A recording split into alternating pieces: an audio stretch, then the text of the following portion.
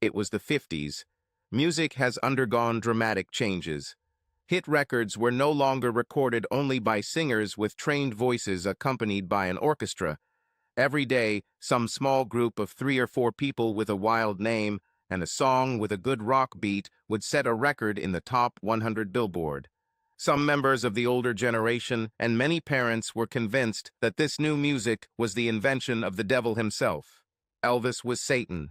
His apostles included Buddy Holly, Bill Haley, Chuck Berry, Jerry Lee Lewis, Eddie Cochran, Carl Perkins, and many others. There were some doubts about Ricky Nelson.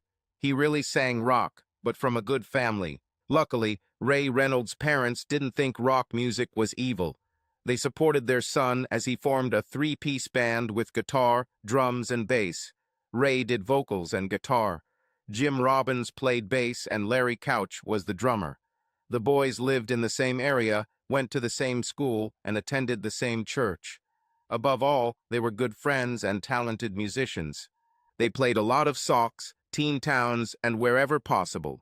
They performed hits of the time mixed with original songs written by Ray. They named their group Ray and the Renegades. They tried to copyright the band name, but Ray saved copyrights to your songs. The boys didn't get rich, but they were doing pretty well for high school students. They played during breaks in theaters, parties, stores, etc. There was even one bar that organized events to allow the band to play there. Band members were not allowed to be anywhere in the bar except on stage. They could accept tips, but could not accept any drinks. Even wheels no.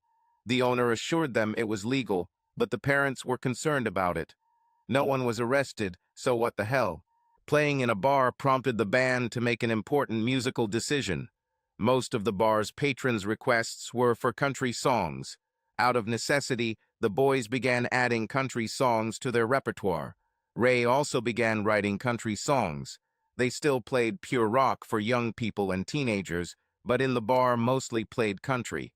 At other sites, it turned out to be a mixture. The bar was their highest-paying gig except for one, which was in its own category. That unforgettable concert took place in a grocery store.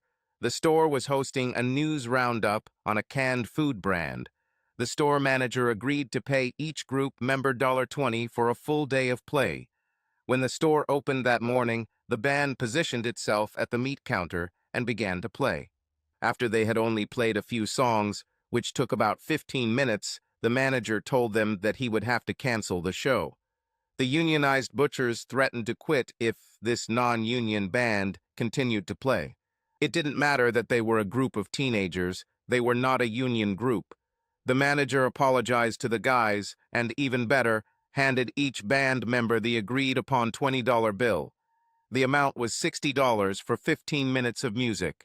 Do the math. For a group, that's the equivalent of $240 an hour.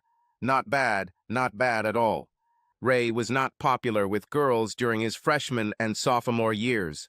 He managed to get dates and often had a girlfriend, but girls didn't demand his attention. The same can be said about Jim and Larry. When the Renegades started to become popular, so did the boys. They didn't understand it, but they definitely liked it. Girls who had previously ignored them were now openly flirting with them, especially during and after the performance.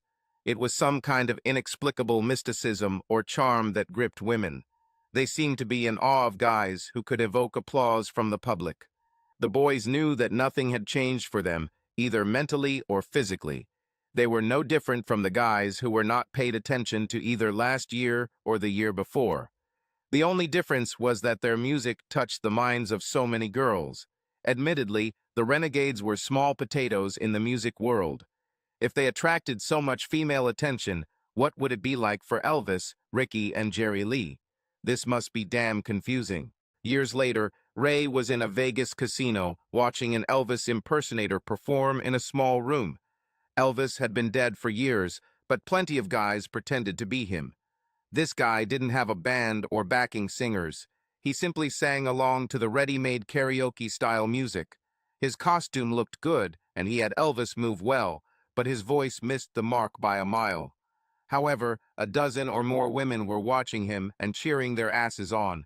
When he finished, several of them ran up and kissed him. Ladies, this is not Elvis. It's not even a very good Elvis impersonator. However, they fawned over him and kissed him as if he were a real person. Ray was amazed again. This old mysticism he had noticed many years ago was still alive and well among the female population. He still didn't fully understand it. Enough of this jumping forward back to the 50s and the renegades. When school ended, the boys made a mutual decision to try for a career in music rather than pursue further education or a profession. They recorded several demo recordings of songs written by Ray. He sent records along with sheet music to various publishers, hoping to attract famous stars to record his songs. He received a large number of contracts from publishers, but only 3 of his songs were recorded. They were all so-called B-side songs. In other words, they were on the other side of the blow. The guy who owned and ran the recording studio was Billy Bride. He became interested in the Renegades and began sending some of their records to local radio stations. If they were well received and received inquiries, he would press 500 records and sell them through a local record store. If the record sells out, he will place another order. 4 Renegade songs managed to sell 1,000 copies. Not a gold mine, but not chopped liver either. Billy also became a booking agent for the Renegades.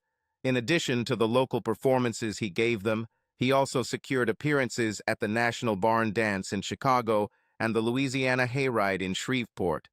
They became semi-regulars at the Cowtown Jubilee celebration in Kansas City. At first, everything looked pretty good. They made a decent living doing what they loved. They bought an old school bus and converted it into their road bus. As always, quite a few girls were fascinated by the glamour. Usually both Jim and Larry would leave with a girl in tow. Often they were taken on the bus to show off their sketches. Ray had the most willing and ready fans around him, but he didn't want to take advantage of them. It was just something in his soul and a voice in his head that set him on a different path. If he left with one of them, then with 2 or more he went out for burgers and fries. That's exactly the kind of stud he was. He was looking for something meaningful, not something cheap and tasteless. He found something meaningful in it when they played at an upscale party. He saw her there. Everything about her caught his attention. Moreover, she seemed to be very enthusiastic about music. She stood and cheered with more enthusiasm than the other girls she was with. She was blonde, seemed very passionate about music. She stood and clapped with more enthusiasm than the other girls she was with. 2 brunettes and 1 redhead were sitting at the table with her. Ray was more than ever looking forward to meeting her after the show. When the show ended, he was surrounded by a group of girls as usual. 2 brunettes and a redhead were among the group, but he saw the blonde go to the table with treats and sit on a chair alone. At the first opportunity, he apologized and said that he needed to go to the toilet. He headed in that direction, but turned towards the place where she was sitting. He sat down on the chair next to her. She was even more attractive up close. She was impeccably beautiful. He ordered a Coca-Cola and decided to take a chance. "You probably didn't like our show," he muttered. "Why did you decide so?" she retorted.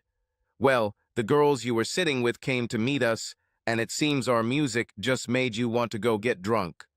She laughed, saying, "I already know you, Ray Reynolds." "If I met you, I would remember it," he replied. "I didn't say I met you, I said I knew you.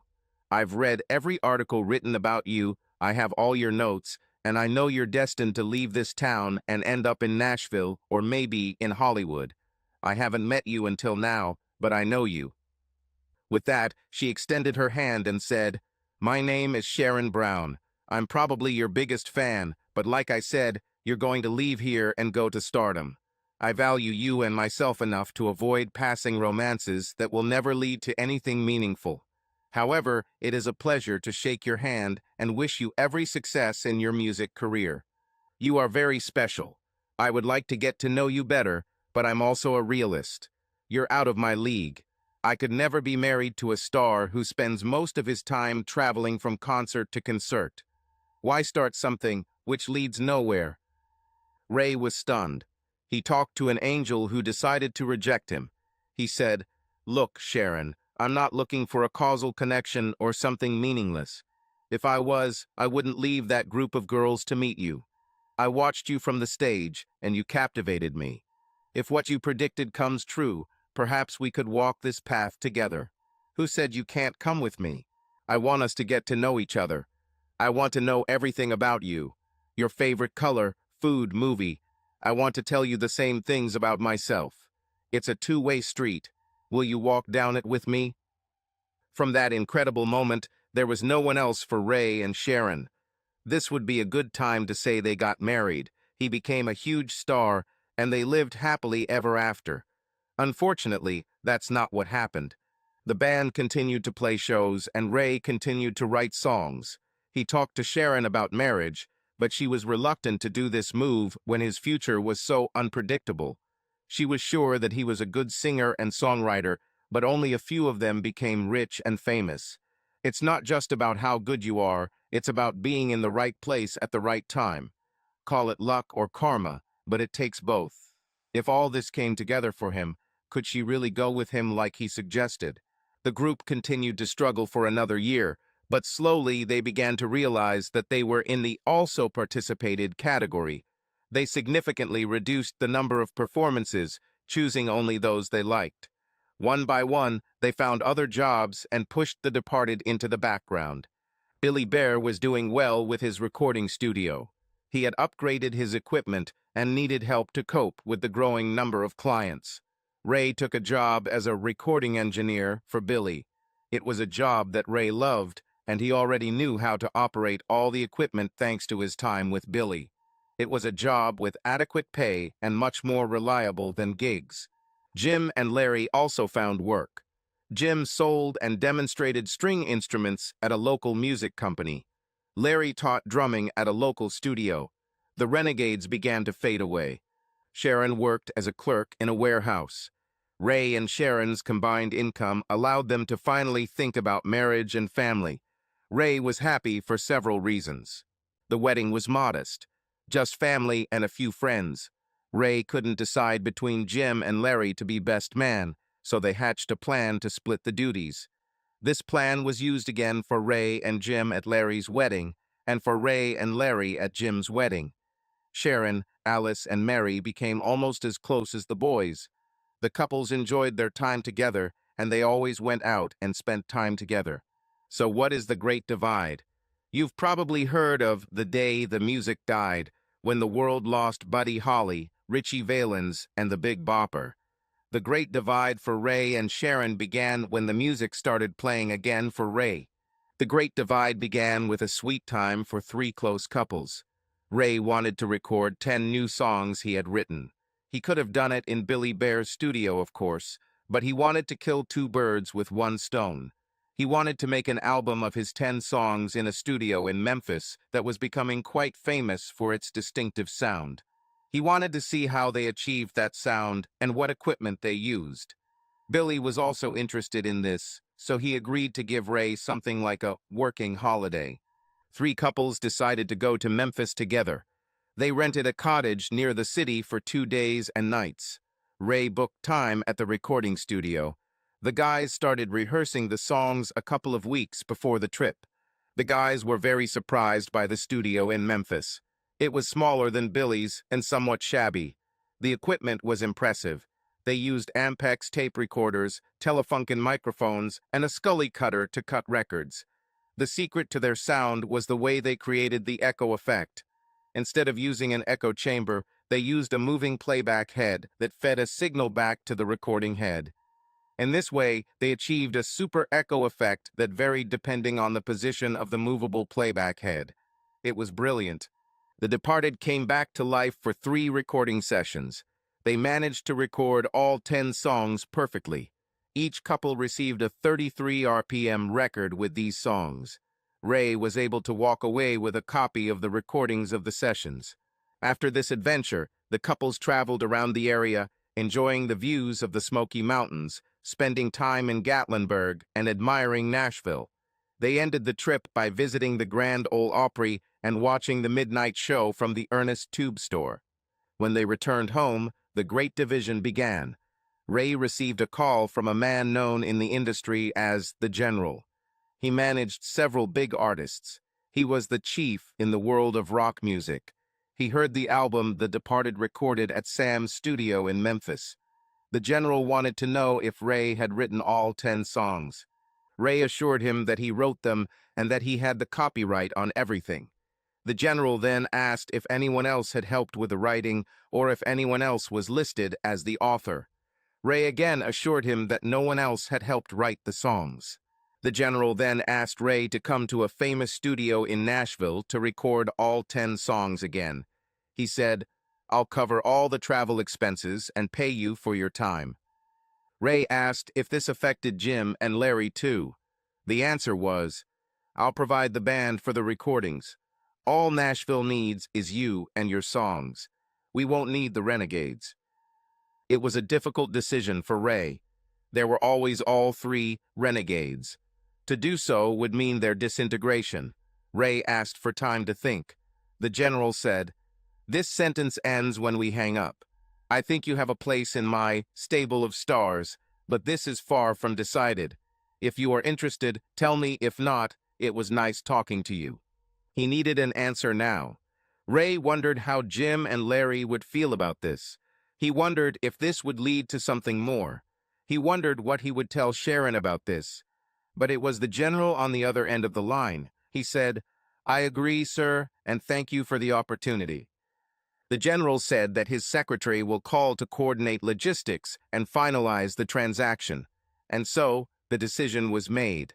The first step towards the great separation for him and Sharon had been taken. Ray told Sharon first. He told her everything that happened. Sharon asked, "Does he want your songs for one of the artists he manages, or does he want you?" Ray thought about it. He replied, "At first I thought he wanted songs for someone he manages, but that doesn't need a new record. The one we did in Memphis, which he already has, would do it. And also the fact that he wants to do it in a studio in Nashville means he wants a finished product for the market. That makes me think he wants me on the record. He said he sees a place for me in his stable of stars." Those were his exact words. "It scares me a little, but I think he wants me and my songs." Sharon said, "Ray, I know this would be your dream come true, but this could be my worst nightmare. Now we have each other, and we are happy. I'd love to see your songs sell. This would mean that we could probably get a nice house and live comfortably. But if you become a star, I fear for our marriage. You know how the girls were on The Departed, right? If you are in the General's stable of stars, it will be much worse. What man can resist all this? Our marriage will be in imminent danger. Knowing this, how can I tell you to forget about your dream? I'm in a losing situation." Ray told her that for now he was only asked to do one more recording. He thought the best course of action was to go and make a record and see where it led, if any. If they don't like the offer, they can always refuse. Until they know what is on offer, it is difficult to make a decision. Sharon agreed with his reasoning. One issue resolved, 2 left. Now he had to tell Jim and Larry. It turned out that Jim and Larry were not upset about what happened. They agreed that Ray should see what was on offer. They were confident that he would make the best decision for himself and Sharon. The next day, the General's secretary called. She said that on the first day of his visit to Nashville, the General wanted to meet Ray so they could get to know each other. This will take place at the General's office in Nashville. If everything goes well, recording will begin the next day. The recording will be appreciated by the label and the General's people. If she is accepted, the General will offer Ray a contract to participate in Teddy Harold's farewell tour. Ray admired Teddy for a long time. Teddy was a big star in country music for many years. It would be an honor for him to open. Finally, Ray had something to tell Sharon. She reiterated her belief that their marriage would not survive if he was on the road with the superstar for months. Ray noted that a lot has to come together before he is offered a spot on Teddy's tour. He suggested they take it in stages, knowing they could quit at any time. She asked, "Are you saying I can veto the tour?" Ray said, "I say we'll discuss it and make a decision together." Sharon was pleased with this. When Ray's plane landed in Nashville, a young woman was waiting for him. In her hands, she held a sign with his name. She took him to the general's office. After a few minutes of informal conversation, the general told Ray a popular Nashville story. When Hank Williams showed his songs to publisher Fred Rose, Fred didn't believe Hank had written them himself. To prove he was right, Fred told Hank to go into the room across the street and write a song about the mansion on the hill. As the story goes, Hank returned a few minutes later with the lyrics to "In Your Loveless Mansion on the Hill." The rest was history.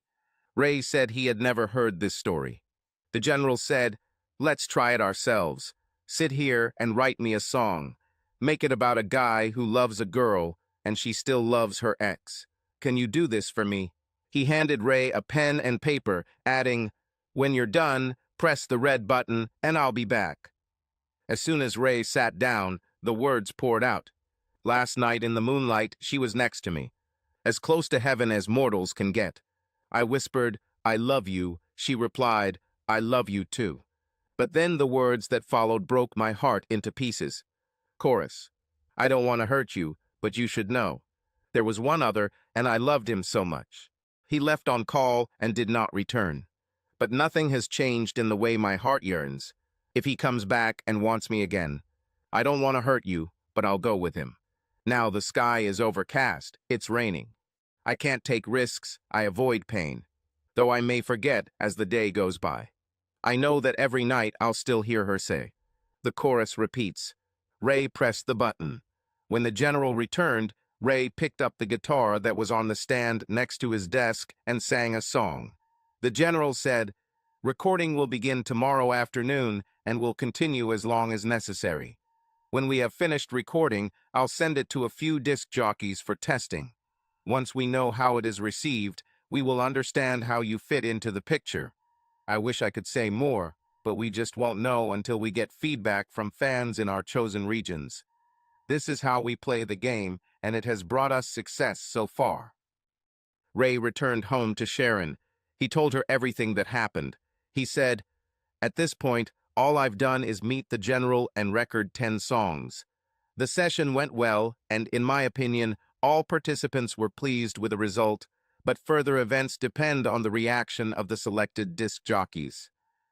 Sharon said, "I always wanted the best for you, but now I pray the reviews from disc jockeys are bad.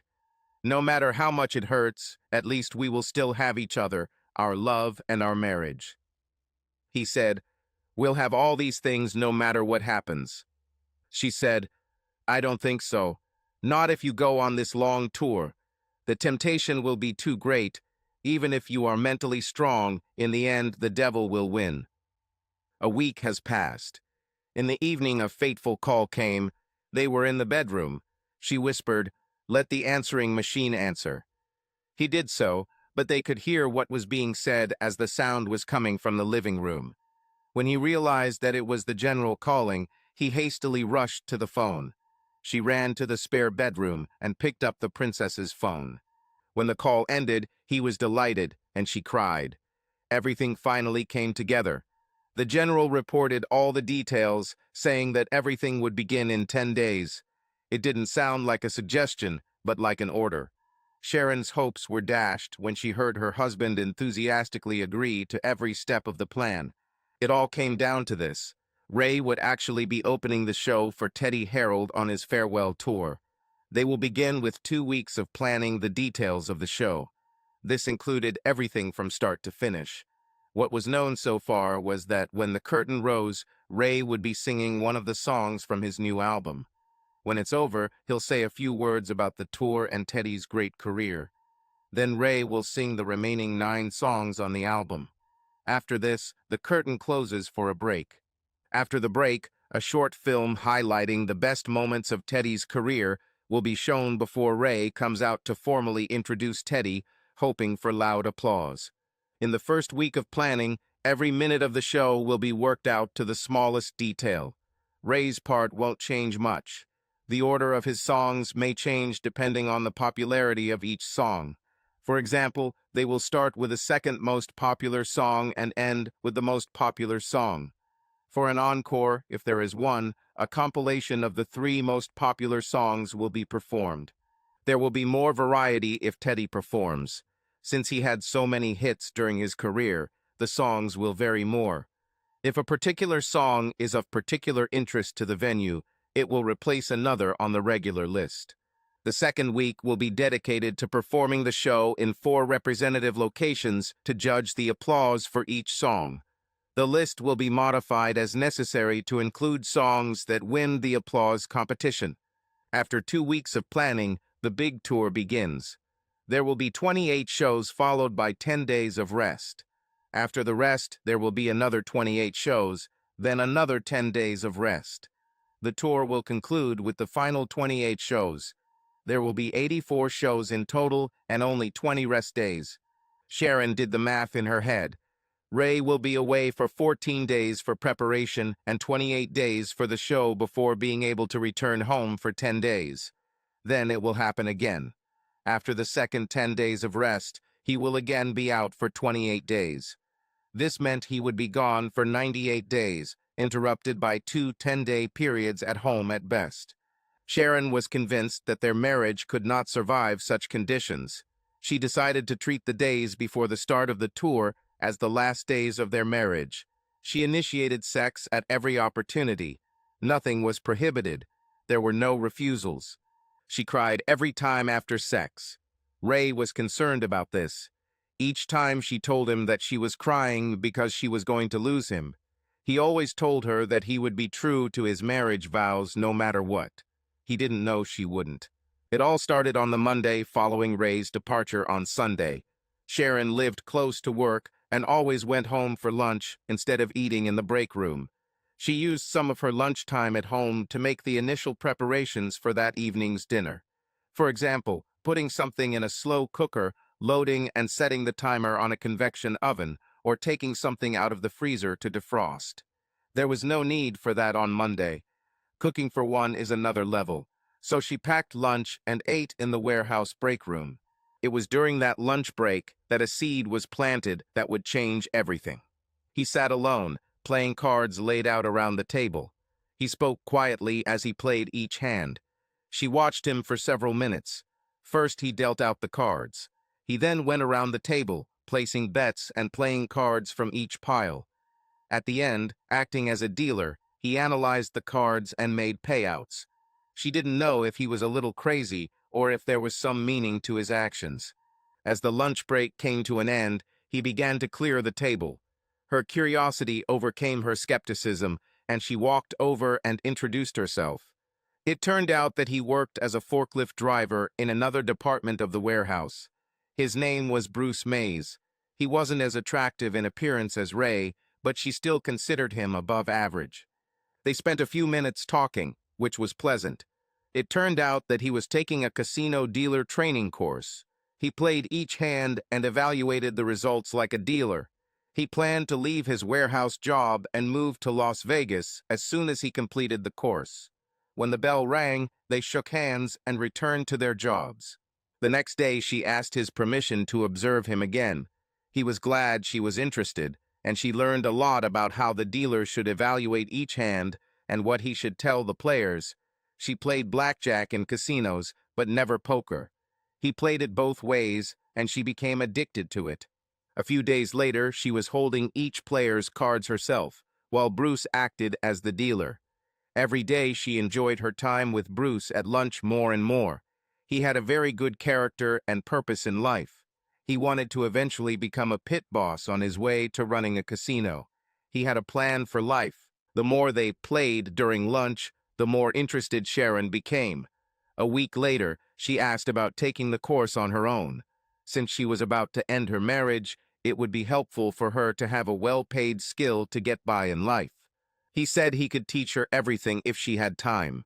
This would help him understand the material better if he were explaining it to someone else, and would allow her to avoid the high cost of the course. She could get around this requirement by taking a test at a casino. He quickly noticed that they would need to spend a lot more time together than they got during their lunch breaks at work. They would need to meet several times a week for at least 2 to 3 hours. The best place to do this would be at his home, as he had an actual playroom set up for this. Thus began a learning curve that eventually led to learning some non-casino-related things. On their first Saturday together, they went to Eddie's nightclub for dancing and drinks. On the way home, they stopped at Hayward Lookout in the park and kissed. When they returned to his apartment, they made love, and she stayed the night. After that, she left some clothes in his closet and brought most of her other things to his apartment. She made arrangements with the phone company to move the phone and answering machine to his apartment, keeping her number. Essentially, her marriage is over. She hated cheating on Ray, even under these circumstances. She needed to be honest with her husband. With this in mind, she hired a lawyer to make it official. Soon the documents will be ready, and Ray will be served with a summons. It was one of the hardest decisions of her life, and she shed tears, but the decision was made. She remembered how hard it was for her mother when she learned that her husband, a traveling salesman, had cheated on her many times during his long trips. Sharon was determined to avoid such heartache. She made her position clear to Ray, so he ended up pushing her towards the divorce. Ray enjoyed 2 weeks of preparation for the tour. He mastered his part perfectly. He worked well with the band and backing singers. One of them, Kay, had attracted him the most since he met Sharon, if he weren't married. When the tour began, his performance was well received. This allowed him to promote his soon-to-be-available album. However, when all was said and done, the crowd was mostly waiting to hear from Teddy. Just under a week into Teddy's farewell tour, important things began to happen. The General announced that Foxman would feature Ray's album on his radio show that evening. Everyone listened to his show. He was the leading disc jockey in the rock world. It was a big deal to be featured there. Ray didn't call Sharon as often as he wanted because long-distance calls were expensive. She never called him because she didn't know how to contact him while he was on the road. He didn't know that she had decided to get a divorce, so he called her with the news that his album would be featured by Foxman. His call went to voicemail.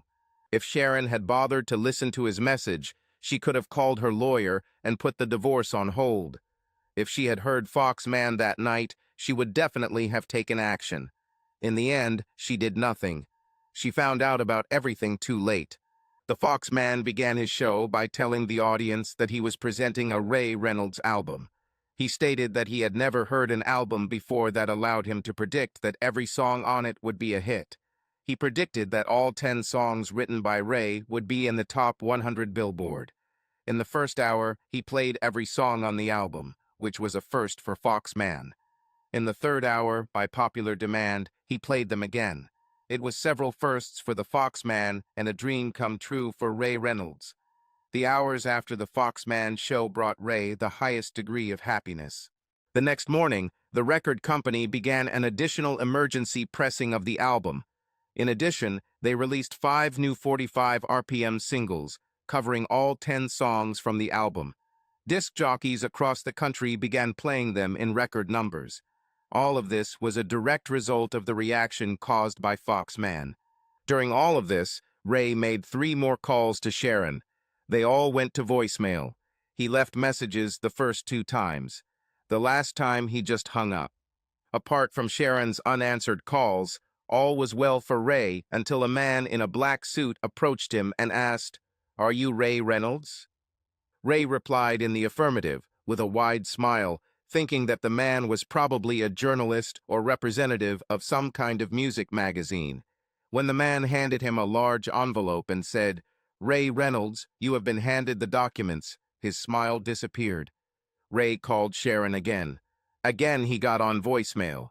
He left a message. "What happened to you? Are you crazy? This should be our happiest time, and you decide to file for divorce. We need to talk about this. We have achieved great success. The General is organizing several television appearances for me, including the Ed Sullivan Show. I can't believe you're doing this now. With the money that will soon be coming in, you will be able to go on tour with me as I promised. The General has already promised to buy us a motorhome with a driver. He will put you in charge of the outlet, where they sell souvenirs and records during the break and after the show. We'll be together, and there will be no pressure from the fans. You will be there, watching. That's all you wanted. I'll be leaving this hotel at noon to catch the bus back.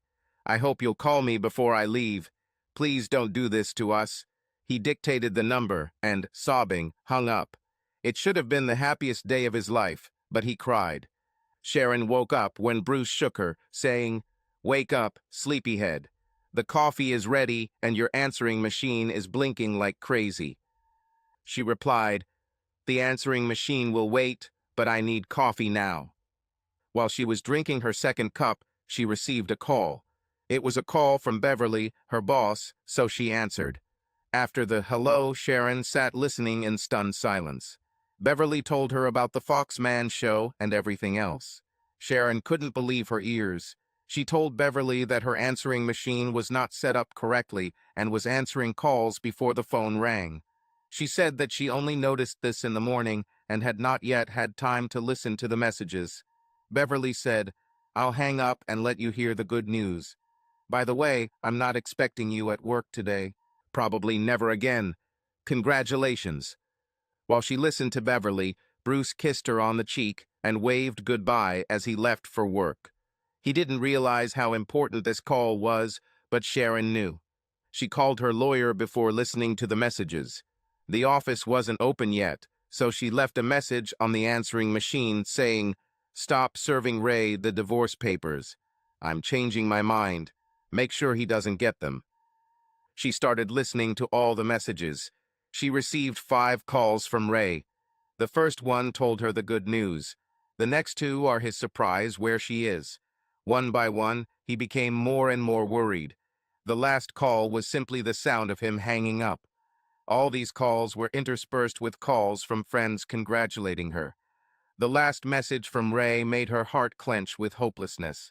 He had already been served with divorce papers and was confused.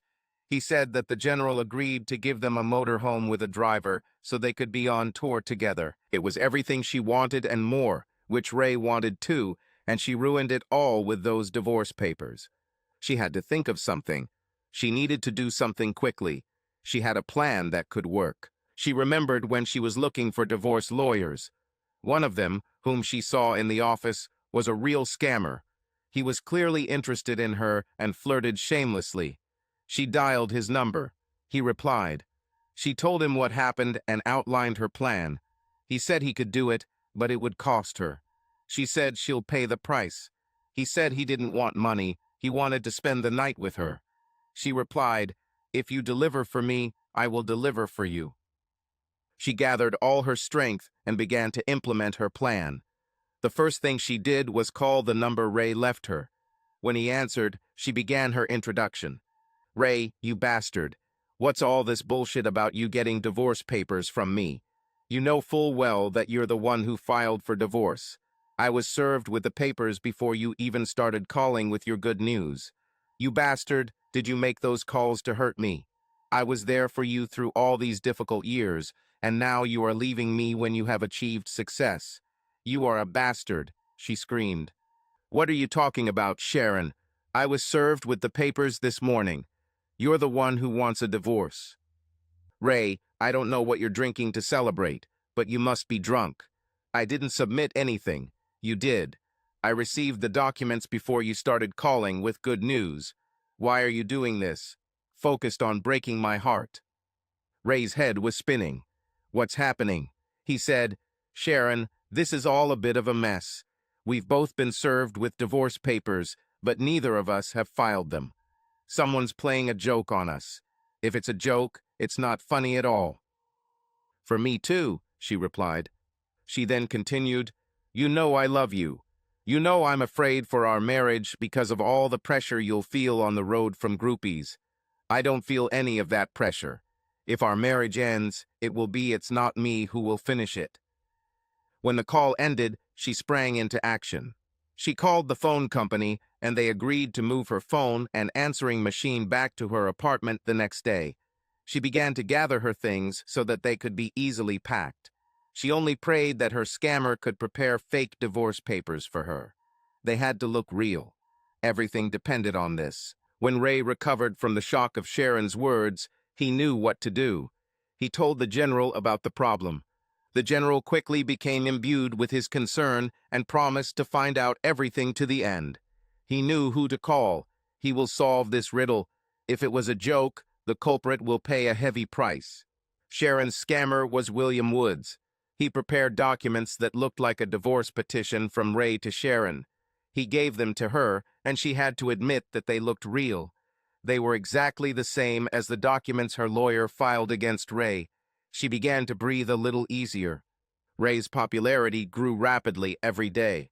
The crowds that used to tolerate Ray while waiting to hear Teddy changed completely. The show began to attract more young fans who were more interested in hearing Ray than Teddy. After all, Teddy was old news, and Ray had the best-selling album in the country. The general constantly kept his ear to the ground. He had to keep track of everything to keep up. He knew he needed to make changes to Teddy Harold's tour. The general had Ray start the show with a few of his hits. Ray would then begin to talk about the music stars who came before him and paved the way for all of today's performers. This led to Ray mentioning Teddy's contribution and how lucky everyone was to hear him again on the last tour. It culminated with Ray bringing Teddy on stage to applause. Then they sang Teddy's song together. As they finished the song, the spotlight remained on Teddy, who continued the conversation that Ray had started. Teddy would mention each of his songs and talk about how they impacted the overall music scene, and then he would sing the song. Teddy concluded his performance by announcing a short break, after which Ray performed his hits. After the break, Ray came out and performed the remaining 8 songs from his album. He also offered the audience previews of new songs that would be released soon. His performance caused thunderous applause, and the stage was covered with scarves. Why scarves? This is related to one of his songs. The words were, "While I was crying, she took out a handkerchief. I thought to wipe my tears, but instead she just threw the handkerchief at me." There was always an encore at the end. When this happened, Ray would bring Teddy out again, and they would sing one last song together, composed of lines from their hits. After the show, Ray always came out to meet fans and sign autographs. He often signed photographs and other souvenirs purchased during the break. But most often he signed Ray Reynolds scarves, which girls bought in record quantities. A significant part of the credit for all this belonged to the general. He recognized Ray's talent and used every opportunity to make money, including scarves. And Ray benefited from this. Another thing that the general did was that he strictly guarded his stars. So he poured out all his resources and hired the best people to find out what happened with the divorce papers between Ray and his wife Sharon. This had to be resolved as it could become a problem for his new superstar. He had to protect Ray at all costs. Sharon was feeling a little more optimistic, but she needed to get on with the show. She needed to stay angry at Ray because of the divorce papers he allegedly filed. She should have continued to deny that she filed for divorce. She had to make sure he thought it was all a big joke. She was concerned, however, that the general had initiated an investigation. Sharon knew she needed to get back to her apartment. This was to be her last night with Bruce. Honestly, she should have spent it like her last night with Ray. Accordingly, she asked Bruce to take her to Eddie's nightclub. They haven't been there since their first date. As before, after dancing and drinking, she asked him to go to the Hayward Lookout. It was a repeat of their first Saturday, including sex in his apartment after that. The only thing that bothered her was that, as they were leaving the nightclub, she noticed a white Ford behind them. It was still there after a few turns. By the time they arrived at the observation deck, he was no longer visible, so she dismissed her suspicions. As they were leaving the site, a white Ford passed in front of them. She told herself it was just a coincidence. After all, white Fords are everywhere. The next day, she told Bruce that she had stomach pains and needed to stay home. After he left, Sharon packed her things and moved back into her apartment. That evening, when it became obvious that she had left, Bruce called her. The telephone line was on fire with his anger. He showered her with all sorts of insults. He said, "I spent hours training you so you could pass the Vegas dealer test. You were just using me. When your ex became a superstar overnight, you dropped me like a hot potato. Do you think he'll take you back?" He won't accept it, and neither will I, you pathetic gold digger. Just when Sharon thought things couldn't get any worse, she received a call from William Woods. He was ready to receive his payment. He said he wanted to spend the night at her apartment. Knowing that everything depended on the false documents he had prepared for her, and that their preparation was not without risk to him, she agreed to accept him into her bed for the night. She spent a disappointing night with a cheater. As he left her apartment the next morning, she noticed another white Ford parked across the street. It was too much of a coincidence. She started to worry again. When the general received the report on the divorce papers, he found himself in a quandary. His new superstar was looking forward to the upcoming break from his schedule so he could go to Sharon's house. Ray spoke to her every day now. He planned to take her with him for the rest of the tour.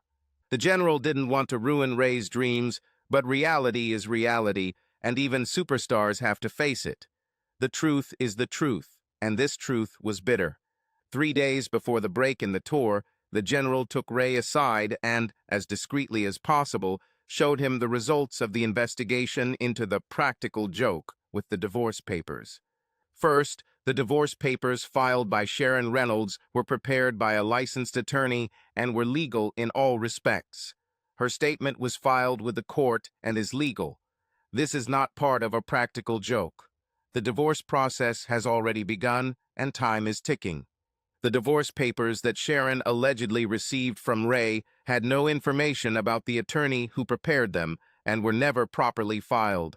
Despite their plausible appearance, they are completely fake. The bombshell that rocked Ray's world was an envelope containing photographs and films. They clearly showed her cheating with 2 different men. There was sex both in the car and in their apartment. The quality of the film wasn't the best, but it was good enough to break his heart. The general said his lawyers advised a quick course of action. Since Sharon's divorce papers were legal, not withdrawn, and more than fair, they should send consent immediately. This must be done before she changes her mind and withdraws your statement. She agreed to split the money between them and keep only your car. She said Ray could take the rest. Lawyers suggested that she felt guilty at that moment and did not want to hurt him even more. She did not ask for alimony or make any claim to his future income. She did not request counseling or require a personal meeting. She made everything as simple as possible. She won't gain anything from his recent success since it happened after she filed for divorce. Therefore, you need to act quickly. Tears flowed in Ray's eyes as he signed the consent document prepared by the lawyers. There was only one amendment. He insisted that she return to her maiden name. She will return to be Sharon Brown instead of Sharon Reynolds. The divorce was finalized and years passed. Ray's career was still going strong 5 years after the divorce. His admiration for Kay grew into friendship. Friendship grew into a relationship. The relationship led to an engagement. The engagement led to marriage. Marriage led to fatherhood, one of each. All this led to happiness. Over the years, Sharon tried to contact Ray many times without success. She finally booked a VIP ticket to one of his concerts. It was expensive, but she needed to see him. A VIP ticket guaranteed a meeting with the star. Yes, she met him. He shook her hand, saying, "Sharon, I can't believe you're a fan of mine." She replied, "Always have been and always will be. Can you take a few minutes to talk to me? Can we go out for a drink or something?" He said, "I'm married, Sharon. I doubt my wife would like me spending time with another woman. You of all people should understand that." She replied, "Take her with you. I'm not going to say anything bad. She will understand how happy she is when I hear what I want to say." He said, "As much as I love it, there's no time for that. We need to move on right after the team loads up our equipment. Plus, I need to talk to the rest of the fans. Thanks for coming." Her eyes filled with tears as he left. She decided that she would never attend his concerts again. She had all his notes and read all the articles about him. She tried to keep up with his distinguished career. She dated several men, but never got serious with any of them. She lived in constant regret. She remembered crying for hours after seeing photos of his wedding. Kay looked so happy, as did Ray. There were photos of their motorhome too. It was great. He didn't tour as much anymore, but when he did, his whole family was with him. The family was the embodiment of happiness. Sharon knew it could be her, traveling with him on his great tours. If she had trusted her husband, none of this would have happened. Hell, if she had waited just one day before serving Ray those disastrous divorce papers, she would have known that she could travel with him, and there would have been no divorce. It would have been her in the camper van with him, not Kay. She's everything there still would be Sharon Reynolds, not Sharon Brown. She would be the mother of his children. She would be pleased and a complete person, not this anxious and broken woman she sees in the mirror every day. She missed the opportunity to share his fantastic life in just one damn day. Timing is everything.